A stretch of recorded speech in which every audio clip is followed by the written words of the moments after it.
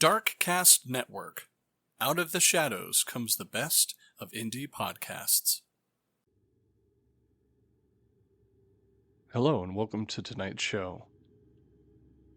The Axeman of New Orleans was an unidentified American serial killer active in New Orleans, Louisiana, and the surrounding communities for over a year. Press reports during the height of the panic talked about other killings mentioned similar as early as 1911. The Axeman was never identified, and the murders remain unsolved. My name is DJ, and this is the Mythical True Crime Podcast.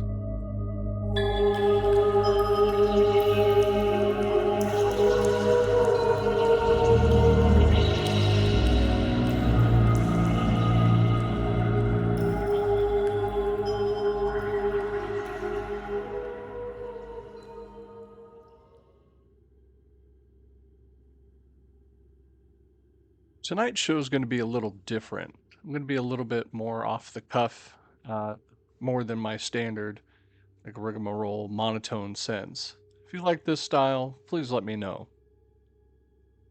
I greatly appreciate any and all feedback that you give me. The channel is growing exponentially. I'm getting a lot more listeners. I'm getting more subscribers.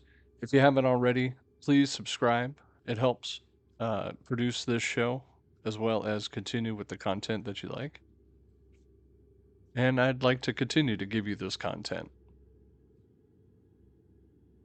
Now, tonight's show is, I've been off and on about it. When I was researching just any sort of paranormal true crime stories, I came across this about a year and a half ago when I first started. It didn't seem to catch my eye. I just read a headline basically and then left it at that. But the more I researched it now, just something drew me back to it. It's actually quite terrifying. I'm going to read you some excerpts from articles as well as similarities between other cases going on.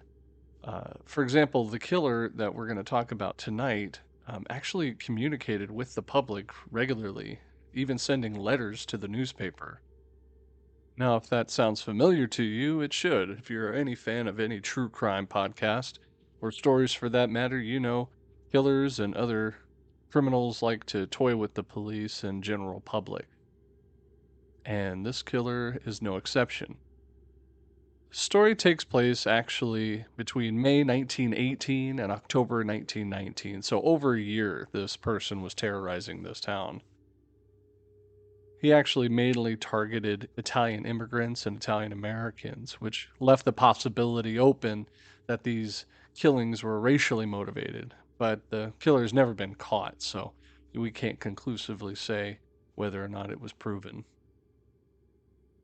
Well, as the killer's by name implies, the victims usually were attacked with an axe, which belonged to the victims themselves, as a matter of fact. Multiple cases, a panel on the back door of homes were removed with a chisel, along with a panel that was left on the floor near the doors.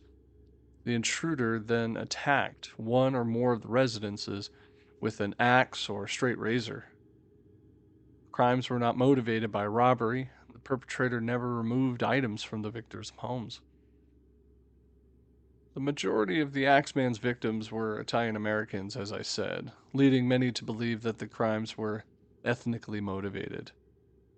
Many media outlets sensationalized this aspect of the crime, even suggested that the mafia had been involved, despite lack of evidence. Some crime analysts were suggesting that the killings were related to sex and the murderer perhaps was a sadist, specifically targeting female victims. Criminologists Colin and Damon Wilson hypothesized that the Axeman killed male victims only when they obstructed his attempts to murder women, supported by cases in which the women of the household was murdered, but not the man.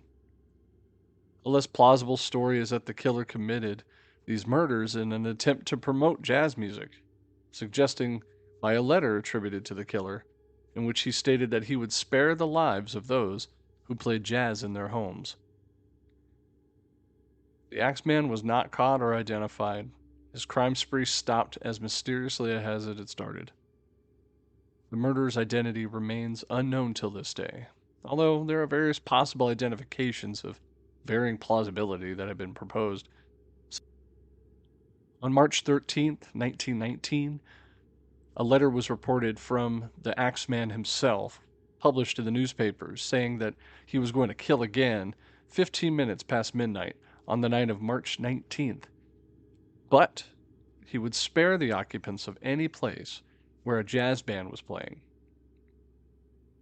That night, all New Orleans dance halls were filled to capacity, and professional and amateur bands played jazz and had parties hundreds of homes around town. There were no murders reported that night.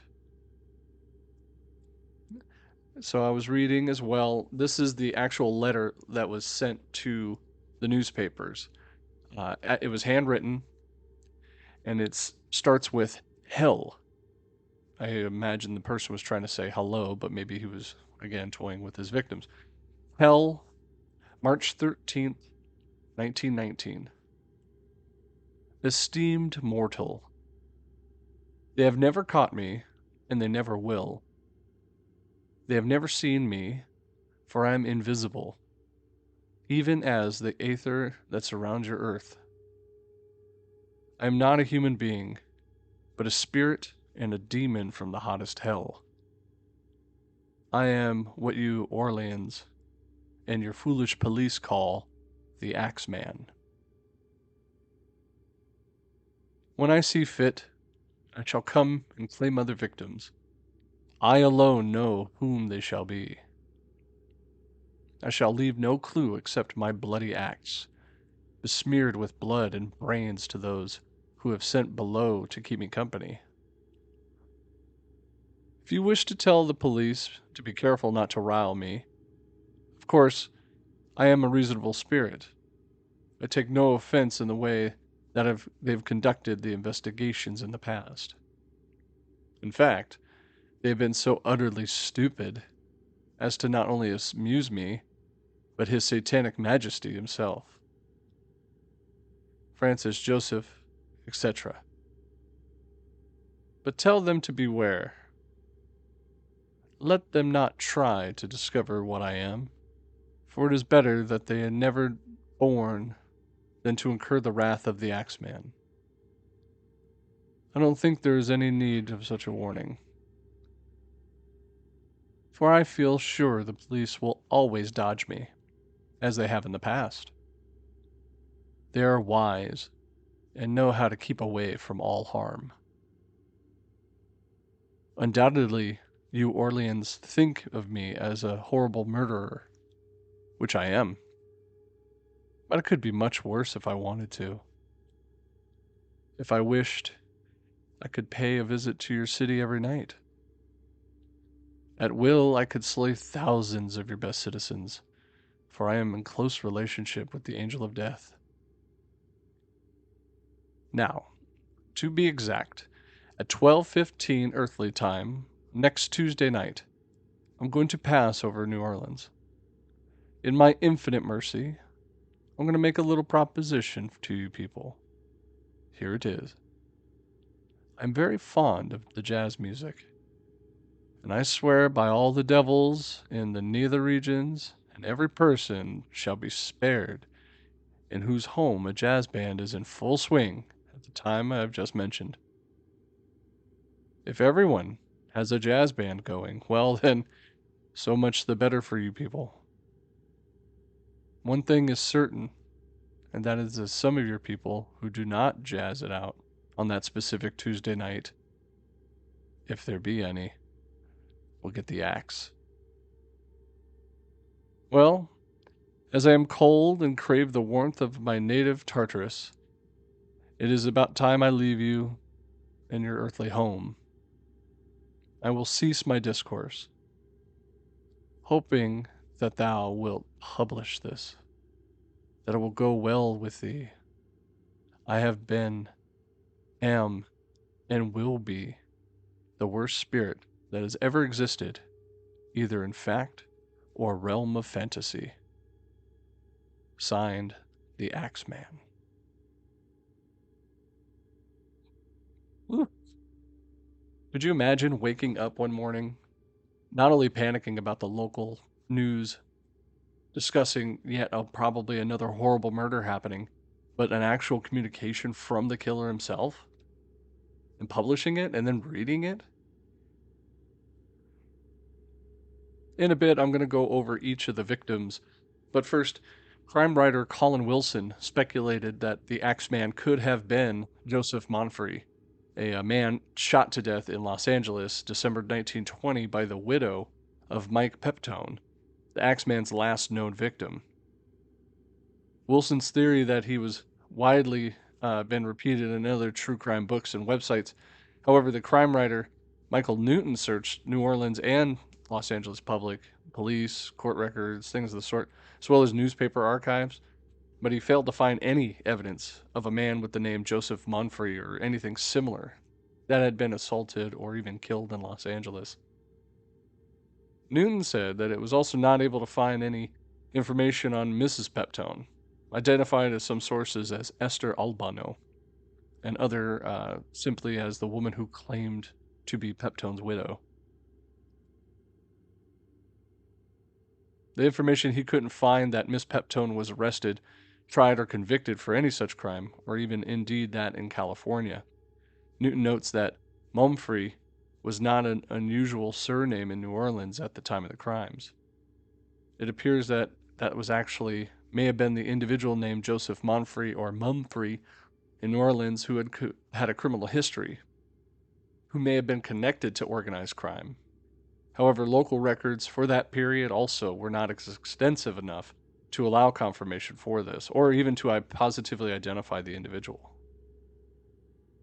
Wilson's explanation in the urban legend, and it's all pretty much myth now, there's no more evidence now to identify the killer than there was at the time of the crimes. Two of the alleged early victims of the Axeman was an Italian couple, and I apologize for saying this, Shishambra. They were shot by the intruder in their lower Ninth Ward home in the early morning hours of May 16th, 1912. The male Shishambra survived while his wife died. Newspaper accounts named the prime suspect, referred by name of Momfrey more than once. While radically different than the Axeman's usual killing method, if this Joseph Monfrey was indeed the Axeman, the Charambres may have well been the early victims of the future serial killer. According to the scholar Richard Warner, the chief suspect in the crimes was Frank Mumfrey, or Frank Doc Mumfrey, who was born in 1875 and died in 1921, whose last alias was Leon Joseph Mumfrey. So, a list of the victims of this maniac starts off with Joseph Maggio, who was an Italian grocer, and his wife Catherine were both attacked May 23, 1918, while sleeping alongside each other at their home in the corner of the Upper Lion and Magnolia Streets, where they conducted a barroom and grocery. The killer broke into the home, proceeded to cut the couple's throats with a straight razor. Upon leaving their bashed heads in with an axe, perhaps in order to conceal the real cause of death, Joseph survived the attack, but died minutes after when he was discovered by his brothers, Jake and Andrew. Now, in the apartment, law enforcement agents found the bloody clothes of the murderer, as he had obviously changed into a clean set before fleeing the scene. A complete search of the premises was not even completed by police until after the bodies were removed. Yet later, the blood razor was found in the lawn of a neighboring property. Police ruled out robbery as a motivation for the attacks because money, valuables, jewelry, it was all just left in plain sight. Nothing was even stolen by the intruder. The razor used to kill the couple was found to belong to Andrew Maggio, the brother of the deceased, who conducted a barber shop on Camp Street. His employee, Esteban Torres, told police that Maggio had removed the razor from his shop about 2 days prior to the murder, explaining that it was all he wanted was to have a nick honed into the blade. Maggio, who lived in an adjoined apartment with his brother's residence, discovered his slain brother and sister-in-law roughly 2 hours after the gruesome attacks had occurred. Upon hearing strange groaning noises through the wall, Maggio blamed his failure to hear any noise related to the attacks that had occurred in those early morning hours on his intoxicated state, as he had returned home after a night of celebration prior to his departure joining the Navy. Police, however, were nonetheless surprised when he failed to hear the intruder, as he made forced entry into the home. Andrew Maggio became a police chief's prime suspect later in the crime, but he was released after investigators were able to break down his statement, as well as his account of an unknown man who had supposedly been lurking near the residence prior to the murders. Catherine Maggio, again, she was the wife of Joseph. Her throat was cut so deep that her head nearly was severed off from her shoulders. Unlike Joseph, however, Catherine didn't survive long after the attack, if at all, and died before her husband's brothers found them.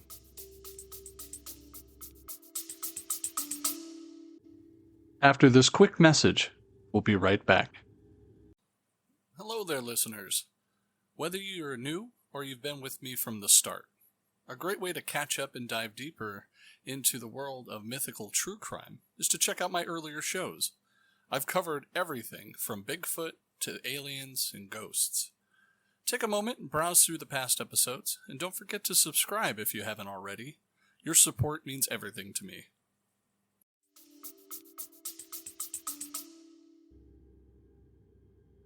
Another victim, number 3 in this case, would be Louis Bismer and his mistress, Harriet Lowe.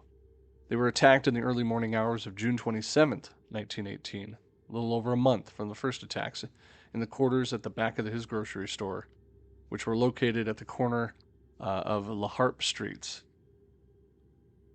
Bismer was struck with a hatchet above his right temple, which resulted in a possible skull fracture at the time. Lowe was hacked over her left ear and found unconscious while police arrived at the scene. The couple was discovered shortly after 7 in the morning in the attack by John Zanka, a driver for the bakery wagon who had come to the grocery store in order to make his routine delivery. Zanka found both Bismer and Lowe in a puddle of their own blood, both bleeding from their heads. The axe, which had belonged to Bismer himself, was found in the bathroom of the apartment. Bismer later stated to the police that he had been sleeping when he was bashed with the hatchet. Almost immediately, the police arrested a potential suspect, Louis Abucan, a then 41-year-old African American who had been employed by Bismer's store just a week before the attacks. No evidence existed that could have proved that man guilty, yet police arrested him nonetheless, stating that Abucan had offered conflicting accounts on where his whereabouts were in the morning of the attack. Shortly after the attempted murder, Lowe stated that she remembered having been attacked by a mulatto man. Yet her statement had been discounted by the police due to her disillusioned state. The robbery was said to have been the only explanation for the attacks. Again, yet no money or valuables were removed from the couple's home. Abucan was later released by the police, as the police were unable to gather any sufficient evidence to hold him accountable for the crimes. Media attention soon turned to Bismer himself, as a series of letters written in German, Russian, and Yiddish were discovered in a trunk in the man's home. Police suspected that Bismer was a German spy, and the government officials began a full investigation into his possible espionage, which is another story for another day. Weeks later, after going in and out of consciousness, Harriet Lowe told police that she thought Bismer was in fact a German spy, which led to his immediate arrest. 2 days later, Bismer was released, and 2 lead investigators of the case were demoted due to the unacceptable police work they've concluded. First arresting a wrong man, no evidence, then listening to a woman who sustained head injuries. Bismer was once again arrested in August 1918 after Harriet Lowe, who lay dying at the Chariot Hospital after a failed surgery, stated that he was the one who attacked her in that month previously with his hatchet. He was then charged with murder and served 9 months in prison before being acquitted May 1919 after a 10-minute jury deliberation. Harriet Lowe, again, was the fourth victim that was attacked in the bed with Louis Bezumer. As mentioned previously, Lowe was hacked above her left ear and found unconscious in the scene of the crime before she was even rushed to Charity Hospital. Lowe became the center of the media circus as she continuously made scandalous and often false statements relating to both the attacks and the character of Louis Bezumer, some of which are described in a preceding description. The Times sensationalized Lowe and her outspoken nature upon discovering that she was not the wife of Bezumer himself, but actually his mistress. A charity hospital source discovered the scandal, and when Bezumer was asked about being directed to the room for Miss Harriet Lowe, and it was inevitably denied access as no woman with that name was the patient. Bezumer's legal wife arrived from Cincinnati in the days immediately following the discovery, which further inflamed the ongoing drama. Lowe further gained media attention as she repeatedly made statements which voiced her dislike for the New Orleans chief of police, as well as her reluctancy to comply with any police questioning. After the truth of her marital status was revealed to the public, she told reporters from the New York Times that she would no longer aid the police in their investigation. She was suspected to have been Chief Mooney, who was first informed of the press of the scandal. Despite the scandal and her delirious statements, which she suggested that Bezumer was a German spy, she returned home, at which point she started sharing stories with Bezumer weeks after the attack, saying again that he attacked her with a hatchet. One side of her face was partially paralyzed due to the severity of the initial attack by the Axeman.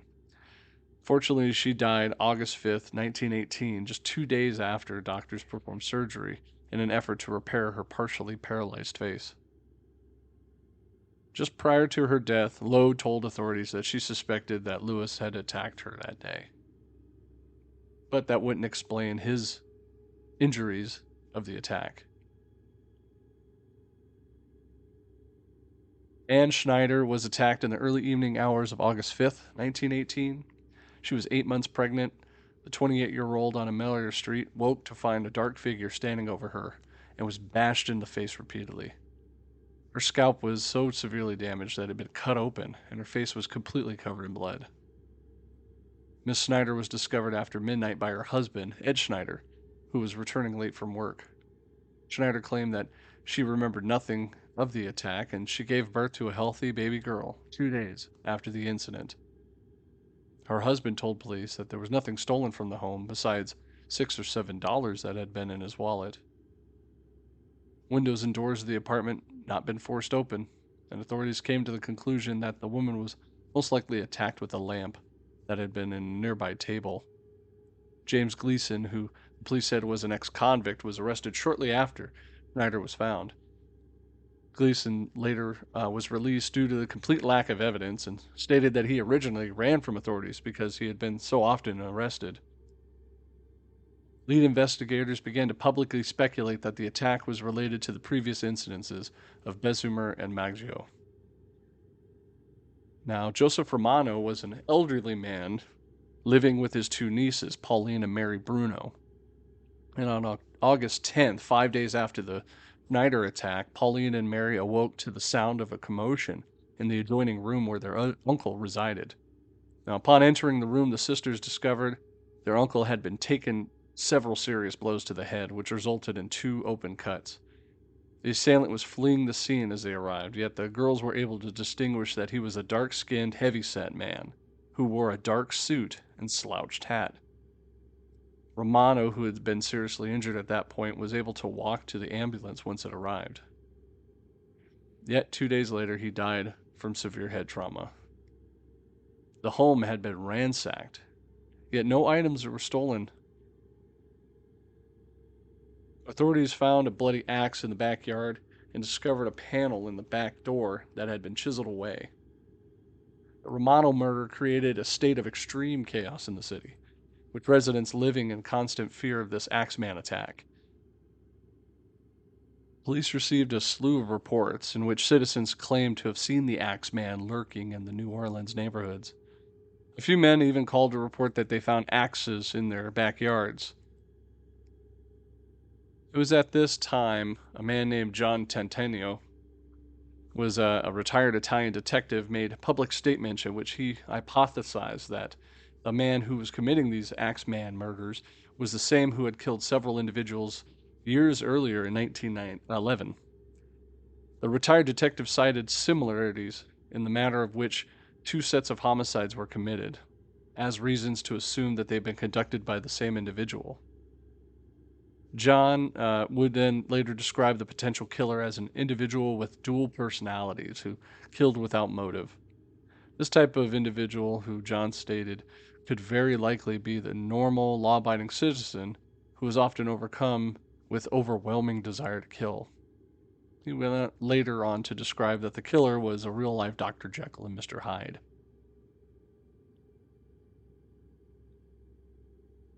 And there were several other victims also. Charles Portamaglia, I really hope I pronounced that right. He was an Italian immigrant who lived with his wife Rosie and their daughter Mary on the corner of Jefferson Avenue and 2nd Street. That's in Grenton, Louisiana. Louisiana's New Orleans suburb across the Mississippi River. Now, on the night of March 10th, 1919, screams were heard coming from the Cortamaglia residence. Grocer Giordano rushed to the area across the street to investigate, hearing the screams. Upon his arrival, Giordano noticed that Charles, his wife, and their daughter had all been attacked by an unknown intruder. Rosie was standing in the doorway with a serious head wound, clutching her deceased daughter, Mary. Charles was laying on the floor, pulping out blood, and the couple was rushed to the charity hospital, in which it was discovered they both had suffered skull fractures.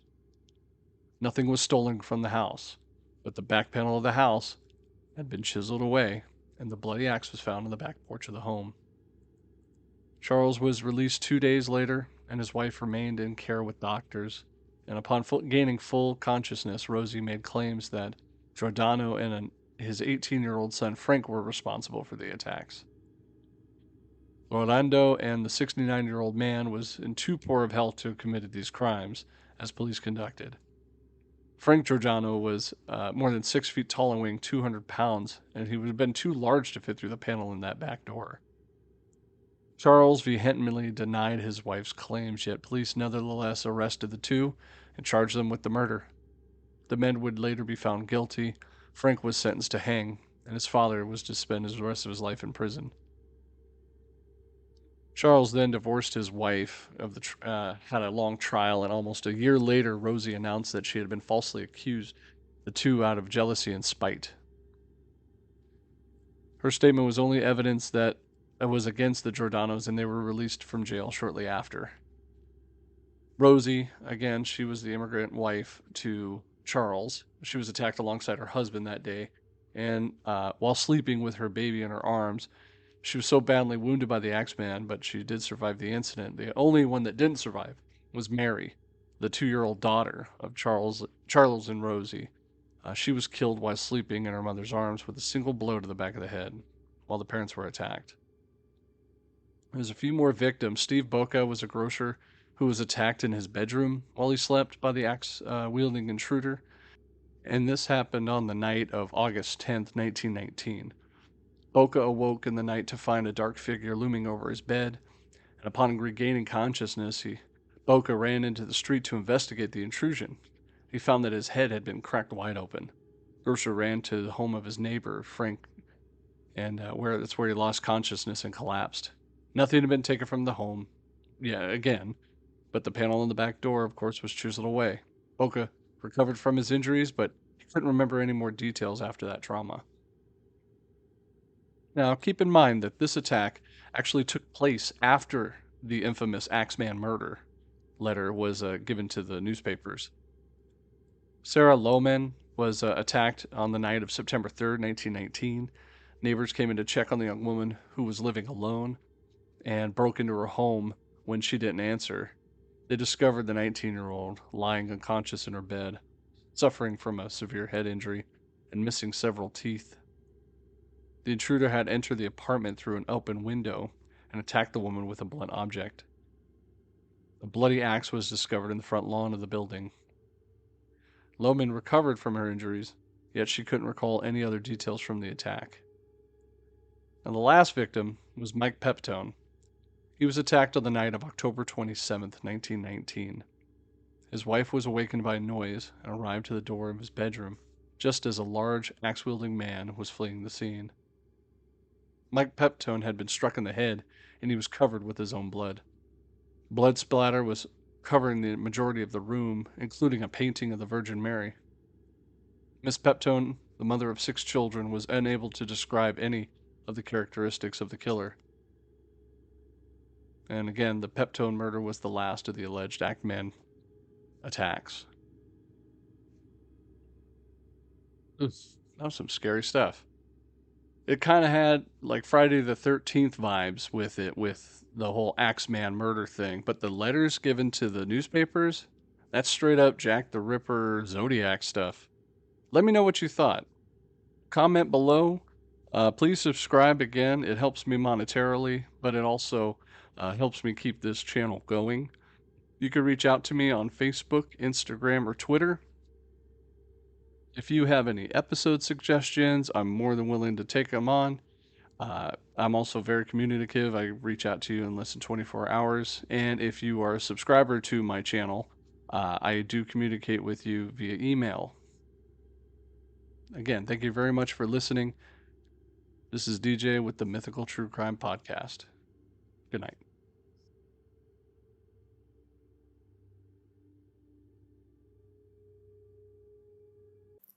And that concludes another captivating episode, delving into the world of mythical true crime.